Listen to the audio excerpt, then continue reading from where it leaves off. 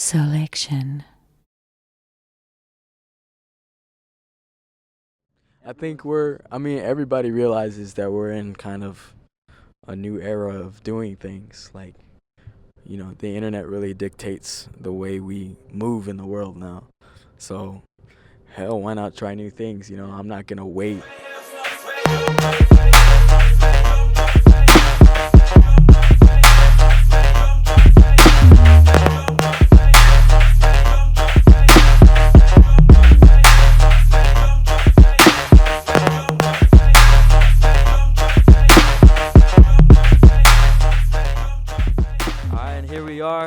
Here with my brother, Mr.Carmack. We are broadcasting live from the Griffith Observatory here in Los Angeles, trying to give you a new location every single time.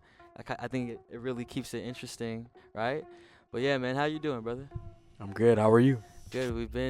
It's been a cool little, kind of been planning it out for a bit, but I'm glad we made it out here, right? Kind of a mission, huh? It is. It has been. It has been. But we finally chose a good location. Yep. I've never been up here, so it's really cool. What's the latest with you, man? What have you been up to lately? Just really getting to know more about Los Angeles. Everything that I've been doing, or my focus has been here. Just kind of focusing, or just kind of trying to do as much as I can out here.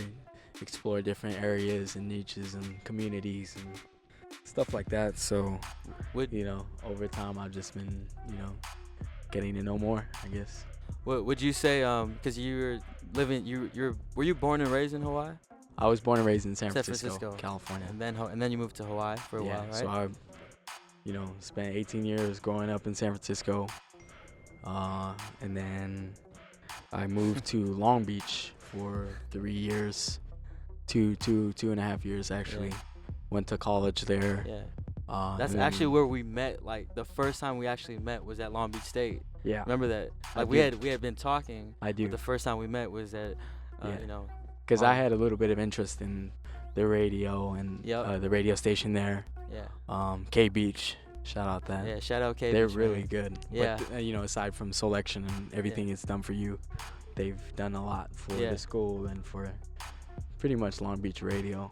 I have some true supporters out there. I don't even like to use the word fans, but you have definitely like a big support group, and the new SoundCloud that's a rise, the Carmack's Hidden Gems.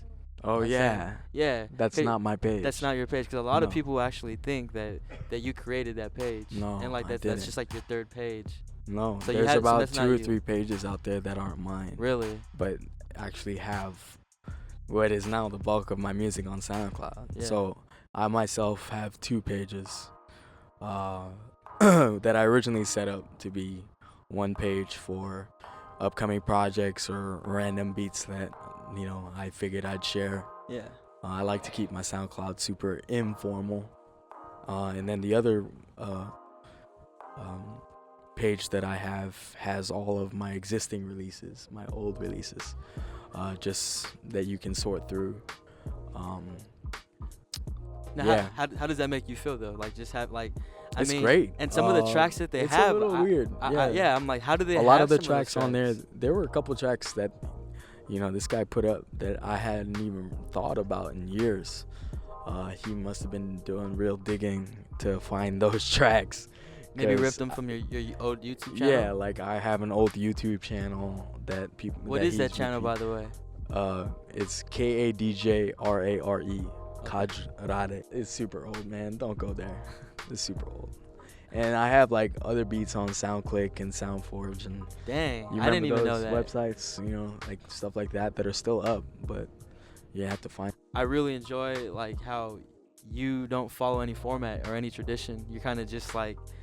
There is no structure. You don't need a PR team. You don't need anybody. You just do things as you please. Traditionally, in the industry, like you wouldn't, no one would ever, Kanye or Jay wouldn't release on a New Year's, But for you, it's not even about that. We live in a internet age, and it's a new generation. So everyone's everybody realizes that we're in kind of a new era of doing things. Like, the internet really dictates the way we move in the world now.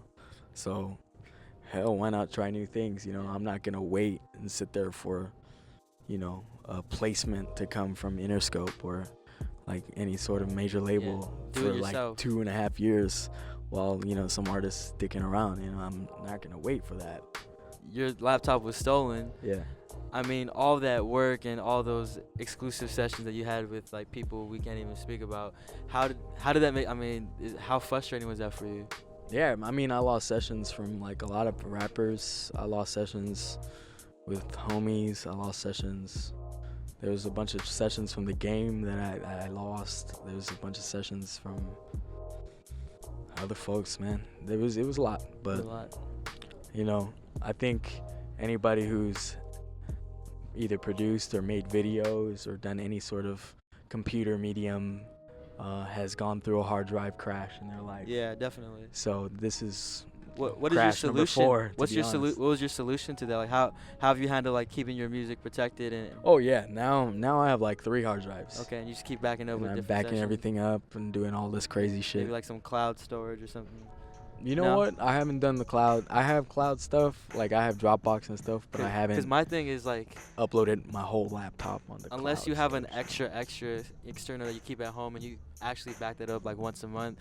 A lot of the times we all travel with our external stuff. Your bag gets misplaced on a flight, then it's like back So to you square one always again. have an external at Home. home, Yes. even if you're traveling. So that's the key, people. To a listener, we'd be like, yo, this song is a song that most people can't even make. That's how they may feel. So how do you, as Carmack, as a producer, how do you decide what is actually, what's the word? What like makes a track qualified to be official and kind of just like, oh, this is just like a loose track? Like what are the qualities of, like characteristics, I guess you could say, of a track that make you feel like this is the one and this is just like a loosey? I hope people don't judge my music on whether or not they can make it. What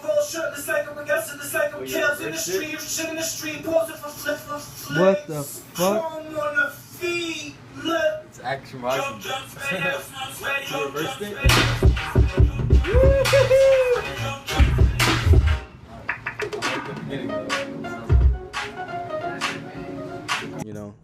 I feel like my music, or if I make something that, exudes a certain like emotion out of me, as I write it, then I take note of that and I'll be like, yo, this is kind of a somber track. I might put it in an EP that has a bunch of somber tracks, I don't really finish songs that I feel are less than par, like subpar, like not good enough to put on an EP or anything. Like I usually don't take the time to polish those tracks. And the songs that I put a lot of effort into and tracks that I put a lot of effort into, I already know pretty much that it's going into a certain project. You know what I mean? Yeah. Like it's almost like, I work towards all my songs being on a project. And if I ever feel like something doesn't really work, it's usually early in the process. It's usually like as I get the idea out, or as I start developing a little bit more and it doesn't go my way, Yeah. So, that's pretty much a little bit of my process. Drugs EP. Yeah.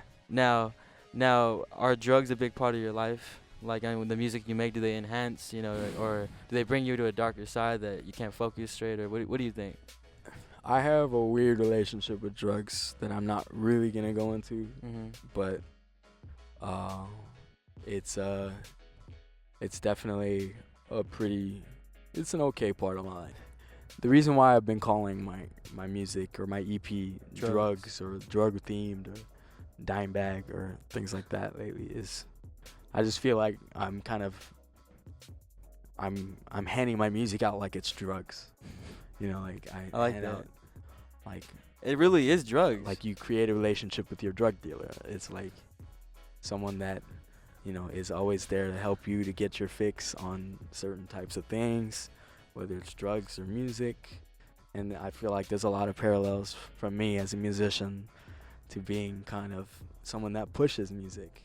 Not just like drops music in like an ordinary fashion, like get a whole rollout schedule going and wait for a while. But it's more, I have it, and if you want it, it's there.